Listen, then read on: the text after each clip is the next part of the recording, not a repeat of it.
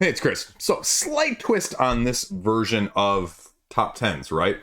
10 games that I'm just excited to play more of in 2024.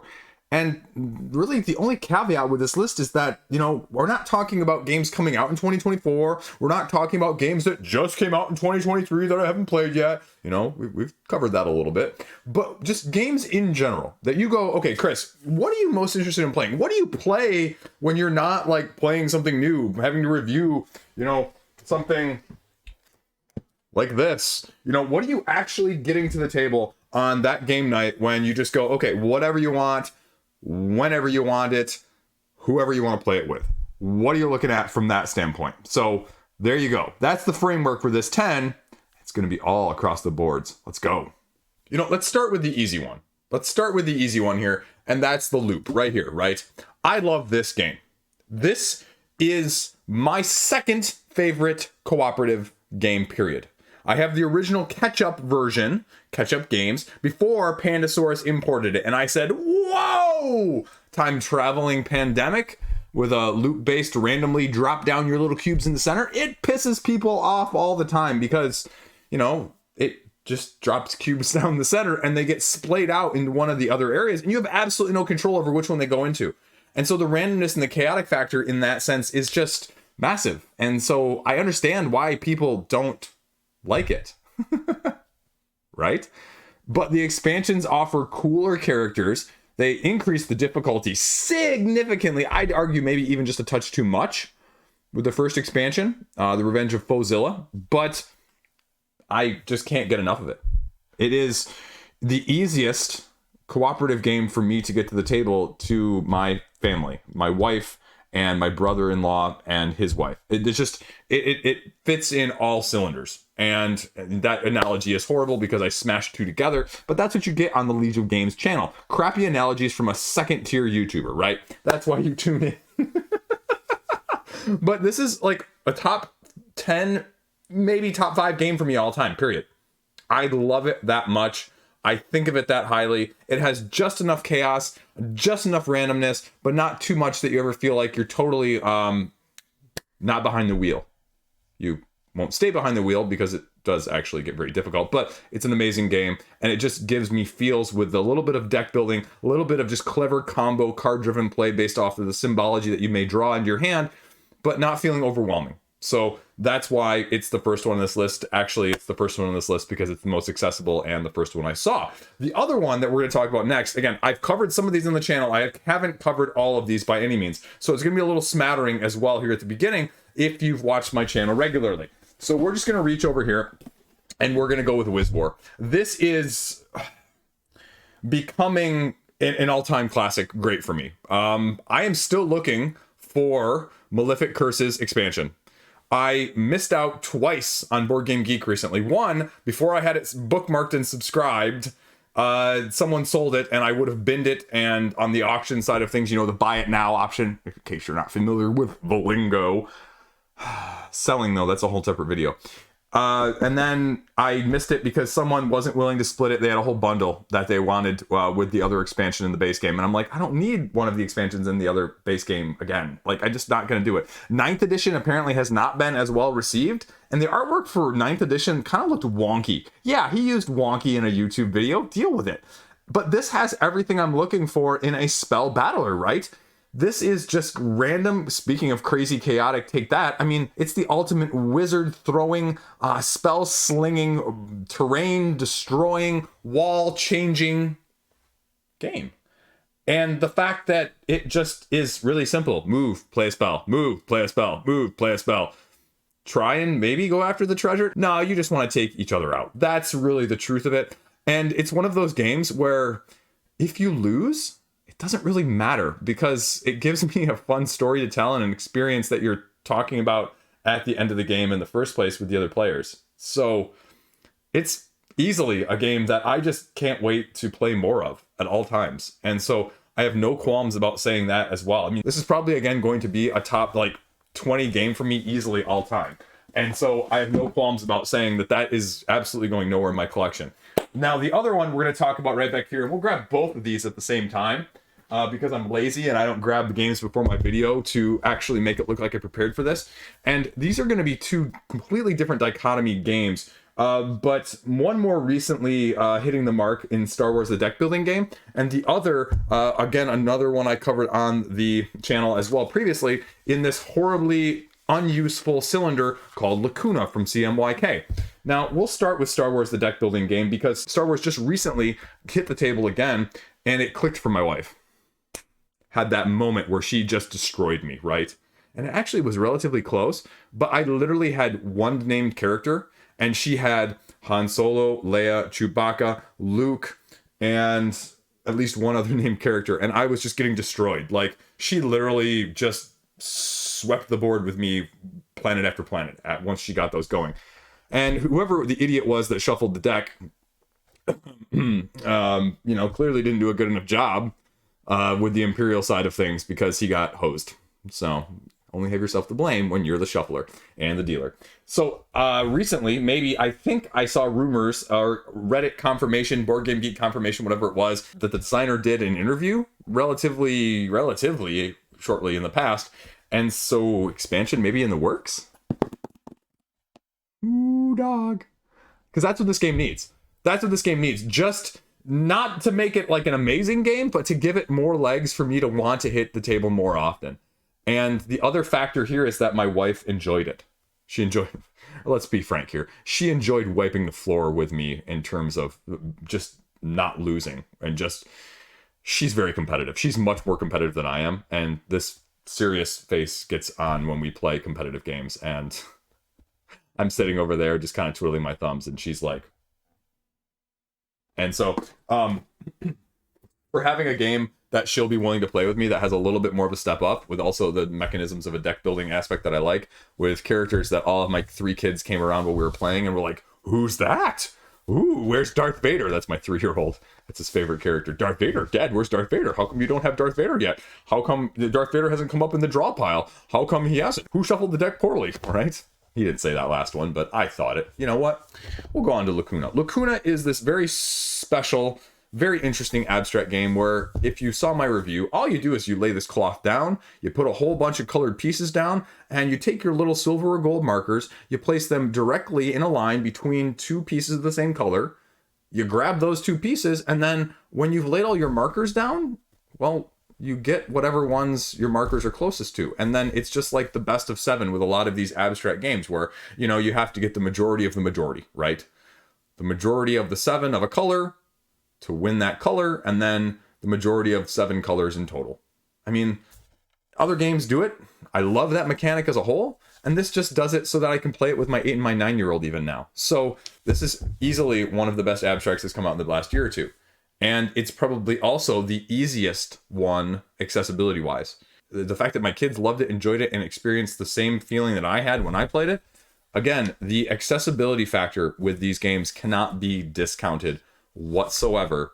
And you know what? Neither of these games, let's be completely transparent here, neither of these games is going to break the bank. You know what neither of these games has? Miniatures. You know what neither of these games has? Oversized deluxifications. You know what neither of these games has? Promos or exclusives.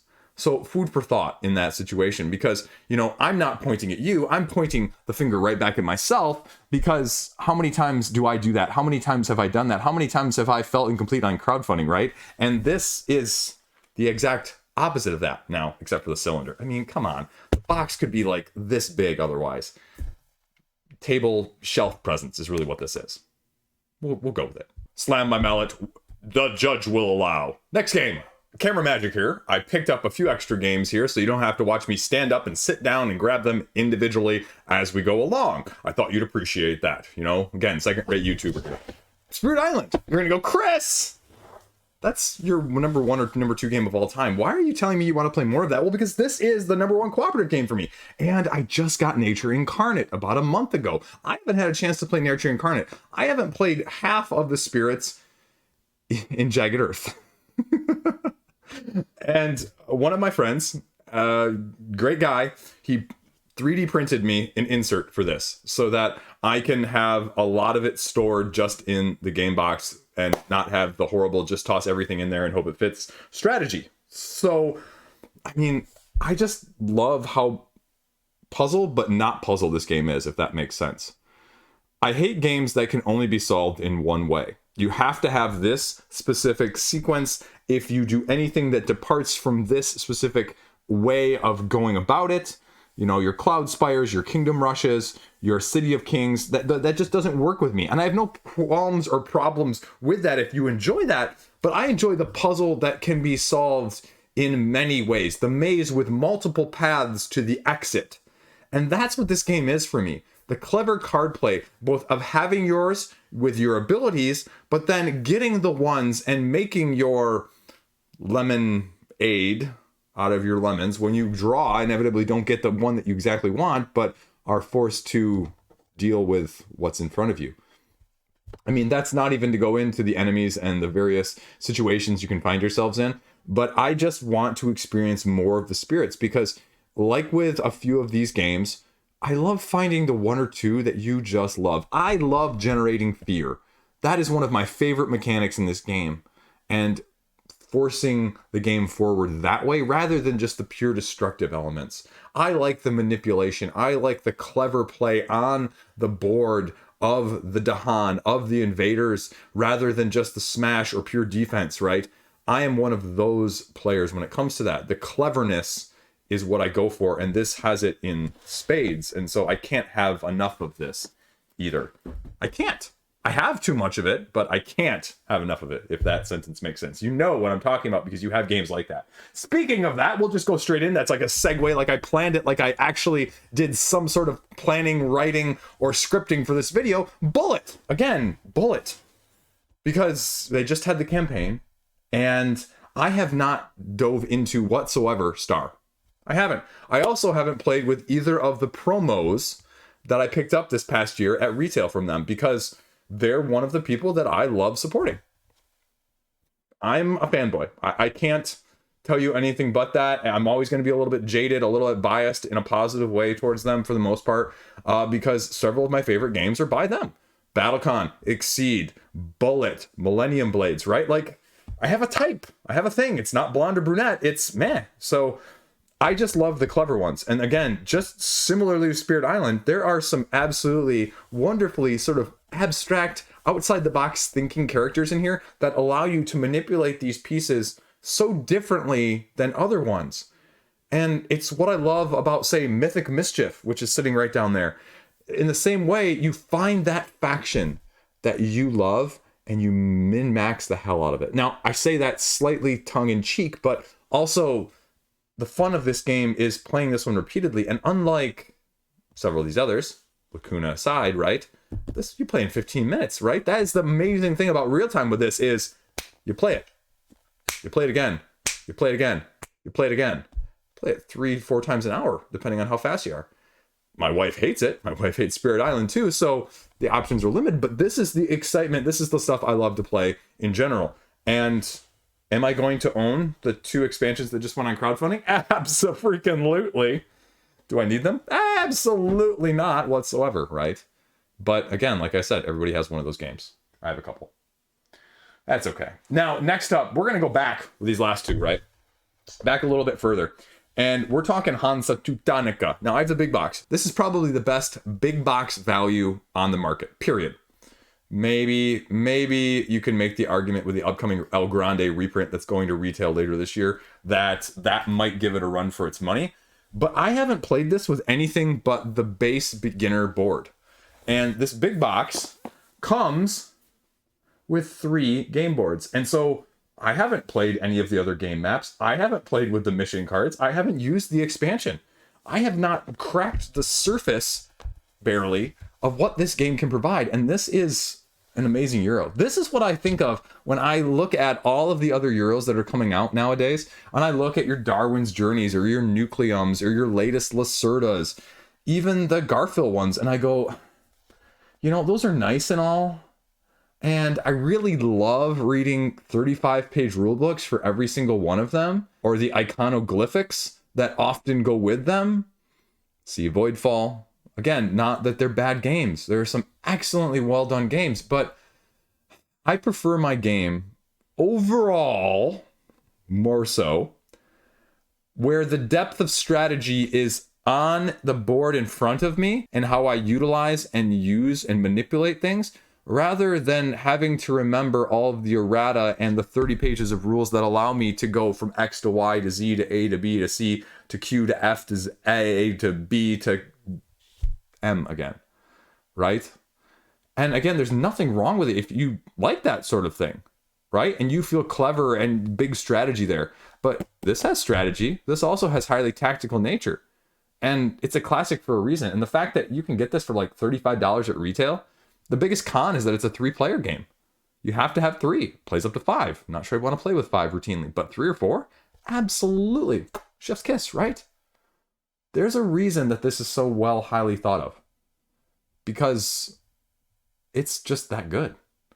And the fact that it doesn't require me to remember 37 different pages of rulebook every time I have to get it out just adds to everything else. And that's probably the biggest common theme between all of these games, is none of these games are going to require me to necessarily spend half an hour relearning them before we play them. Because there's something, again, to be said about accessibility from that standpoint. And speaking of that, I, again, am going to go to big box, but I'm going to go to a little older game with a little bit newer version. Isle of Skye. This is my quintessential auction and tile laying game. This was one of my first acquires in the hobby after, say, my Catans and my King of Tokyos. This was it, right? The Isle of Skye. I have the other copy just sitting back up over there or down there in the corner. And it's decently well worn, right? The box is. And so I didn't need this whatsoever. This is one of the few games I have duplicate copies of in my collection. But I never picked up the expansions, and they offered a new set of promo bonus scoring tiles, as well as a new module with this one. And they did not include the expansion that people were not as big a fan of. And I'm fantastic with that. Offering just a little bit more content, a little bit more variety, and same relative overhead. You know, go around in a circle, everybody lays their tiles out, everybody puts how much it's going to cost. Go and grab one. Oh, tile match, lay pattern building, resource management-ish, whatever you want to call it, right? Carcassonne with a little twist. Land and sea, but with better containment and dynamic for me. So I haven't had a chance to play with any of the modules yet. I haven't. Again, truth be told, too much stuff. I won't argue with that. Too many games to play, not enough time. But this is one that it just clicks and checks all the boxes for me. And it's not going to get played probably as much as the other stuff that we've already talked about in this video, to be frank. But it's one that I can explain very easily. It's one that everybody enjoys playing. And it's one that's, again, more accessible than half the things in my collection. And so the combination of all of those things in a nutshell, with the just enough auction. Just enough. Did you spend enough? Did you press your luck enough? Should you have bought that tile for all that money? Or is all that money that just got delivered to your opponent going to come back to bite you next round? Did you correctly do the ordering of the scoring? The AB, the BC, the CD, the DA, the ABC, the BCD. You know, how that is done, I just love. And so that's Isle of Skye. Number 9, right behind me, right here, Dune. Not that Dune, though. Imperium Uprising. Got it sitting out next to the table out there on the counter. Spoilers. It's better than Dune Imperium. I haven't had a chance to play and incorporate the expansions. So I don't really know my full feelings on the expansions, but I'll tell you right now, I stand by that statement. I think it is better than the original.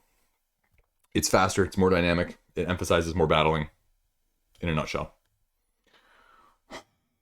Is it a 1.5 version? Probably. It's not a 2.0 version. But I haven't had a chance to explore the depth of it. I haven't played it enough to really know the leaders' differences or maximize it from that aspect of things. I haven't made it through half of the deck that you're building, and it's just fun. I did not think I would like this worker placement deck building combination when I first got this. Again, transparency on the board. I got this and I said, I actually got that in a math trade from Board Game Geek, which math trades are so effing screwy, right? Sometimes you end up with good stuff, and sometimes you just end up kind of going, well, I got that for, So my little side tangent here, don't ever do math trades and click stuff that you kind of sort of want. Only go for the stuff that you absolutely, utterly desire, because otherwise you're going to end up like me and have a couple math trades where you just kind of get stuff and you go, why did I get this in the first place, right? Anyway, It's better. It's worth it. I kind of wish I could buy the promos. They were like $10 or $12 on the website, like, I don't know, like 2 years ago or something. And I was going to buy like a set or two just to do it because I thought it was a good deal. And I decided not to because, you know, me and promos, right? We have a love-hate relationship. And now, again, like, for some reason, Direwolf just doesn't restock them. They just don't. So the last copy I saw, at least at the time of me filming this, as far as I know, the last copy I saw someone selling for, they were scalping it for like $50 for these 5 promos, right? And I'm just like, man, that's partially why I hate this hobby at some point and sometimes. Because pricing of just that stuff is just utterly ridiculous. And I understand, you know, capitalism, right? Supply demand, but just cheeses me a little bit at the same time too. Direwolf, all you do is print those more, right? Marvel United, right? That's why we've gotten 3 campaigns of Marvel United exclusives, and the price hasn't super skyrocketed, even though we're in between campaigns and still waiting for Multiverse to deliver. And that's not going to be on this list, because that would have been an easy out, right? Like, I'm going to play Marvel United more. Well, yeah, when I get Multiverse, heck yeah, I'm excited to play that one. Here, that's your bonus one, right? That's your 11th right here. Marvel United, more Marvel United, more! Because I got the all-in pledge. Hate me later. I hate myself now for it. So take that for what you will. My wife is not going to like when that box arrives.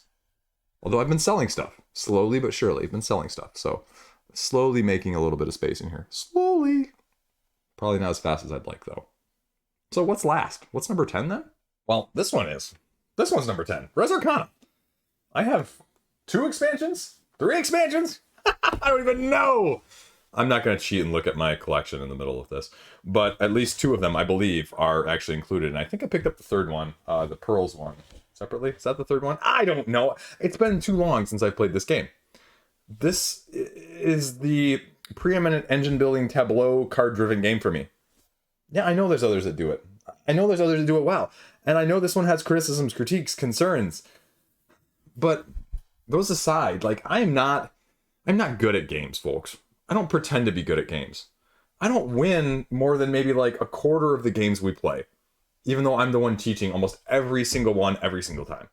So this game I know has a meta, and people play it online, and people have just min-maxed it to the hell where they're going 3 turns and you better have your 10 points or your SOL, right?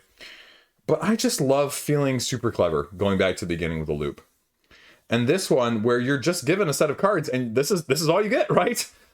Go. I love that. I love that. It reminds me of my old Science Olympiad days. Yeah, I was a huge nerd, folks. I was a huge nerd in school. Huge nerd. I did Science Olympiad for like, I don't know, 6 years? 7 years? 8 years? I don't know, something along those lines. And it gives me those feelings of, they just said, here you go, build something out of it. Do your best. You want to drop that egg from 30 feet? Well, build a structure so that your egg doesn't break by the time it hits the ground. Hope you can do well, because you only got 30 minutes to do it, right? Like that sort of thing. And this gives me feelings, vibes, and just kind of the ability to create cool combos out of nowhere. Yeah, you're going to get screwed. Yeah, you're going to get one of those demon cards and you're not going to have anything to accompany it. You know what? It happens. You play over. You play it again. You play it next time and you go, okay, maybe I won't get the random luck draw of that and have a little bit better situation and standing. And it just hasn't been replicated in any other card-driven combo type game for me in that same sense. I know there's others that do it, but I have not personally had that experience. So, yeah. Okay, I lied. I'm going to give you special mentions here at the end too as well. Scout, this is the best game in the smallest package that you will ever buy, see, or have in your collection, period. I've got a few others that are similar, but in terms of take it anywhere, play it with anyone, everyone's familiar with sort of the basic premise of what you're doing in terms of the card laying, the trick-ish vibe that it has going on in just trying to beat the higher one that's out there, and then also getting screwed by having super negative points. Like, it's just a fantastic experience overall. And again, size matters, right? Or as Yoda says, size matters not. Meaning the fact that it's small, you shouldn't discount it. Because again, you know what this doesn't have? All of those things I mentioned earlier. All of those things. Miniatures, deluxifications, 30-page rulebook, extra exclusives. Don't need it. Oh no, there's only one deck of cards. What am I going to do? How replayable is it going to be? I don't know. Does it have replayability? I see that on so many Board Game Geek forum sections now about like games that are just launching, games that are in the process. Is there enough for replayability? screw you. You don't have enough. You know what? You have way too many games already. You don't care about replayability. You have too many campaigns. You have too many games. You don't need to be able to play it 3,700 times. You don't. And you also don't need a bigger box than this to get that replayability. And this just proves it. Last up, we're going to go behind Station Fall here, which is an amazing game, by the way, too. But we're going to go a different route. We're going to go all the way back to the beginning because I'm going to pull out one of my favorite abstract games of all time, and this is Tzaar. I will make the argument that this is the best of the GIPF series. Board Game Geek sort of agrees with me too. I think it's actually the highest ranked one as a whole, but this just has 3 different pieces, and you just have to stack them up and collect them and beat your opponent to do it. It's the quickest, I would make the argument, of the GIPF series as well, GIPF. Mr. Byrne also has a new one coming out later this year of Matrix, MATRX. And I'm super excited for that one because it's going to adapt or give additional play to a few of the others that are out there. I think more of the Yinch or Zerts. I can't remember. Maybe even just the original GIPF as well. 2 or 3 of them. But this one is probably my favorite of all of them. I taught my 9-year-old how to play Zerts, and so he's a big fan of that. But this one might be almost within his reach now. I'm not going to teach him Yinch. Yinch is sitting right up there. My wife schools me at Yinch every single time, right? Like, I love that game. I am horrible. Speaking of games I'm horrible at, that and Space Base. Yinch and Space Base, my record is like, combined, it's like 1 in 40, folks. And so that doesn't stop me from wanting to play either of those games too, because those are 2 of my more played games with my wife as a whole, as 2-player games. So yeah, just Tzaar. If you haven't looked into this one, if you are looking for abstract recommendations as a whole, this one or Talk would be my first 2 recommendations of. So there you go. Games I'm excited to play more of, and not necessarily the newest and hottest, but things that tickle my fancy and excite me in a very good way. And I could do a whole nother video on this, and I probably will in a month or 2 as well, just to let you know, 1, how are these going? And then 2, maybe I'll do a 10 by 10 on the channel, and so I can have some results by the end of the year. And then 3, just what else do I really enjoy playing? Because I've got a couple others in this list that, you know, would be very, very applicable if you're looking for stuff that fits that mark. So there you go. Thanks for watching. Thanks for tuning in. Thanks for subscribing. Over 9,000! And we're edging towards 10 maybe. I don't know. I haven't looked. You know, I really don't look at those statistics. Like, it makes me anxious. Like, I get anxious just looking at that stuff. And so, like, I don't look at my stats of video views or subscribers like more than once every 2 weeks, because I just don't. But I appreciate you guys watching, interacting, leaving comments. Know that you are loved, and know that you are loved. Sorry, that's from a show I was watching recently. I'm completely blanking on which one it was, though. Know that you are loved. Know that you are loved. Oh, man, it was a creepy one, too. It's like a creepy phrase that, like, the bad guys say. I'm completely blanking on it. Someone will let me know in the comment section down below, or I'll put it over my face right now so you can go look it up and see if that shows for you. I'm completely screwing this ending up. This is what you get at the end of the video, but that's why I'm your second-rate YouTuber, and I thank you for it. Peace out. Stay classy. See you around.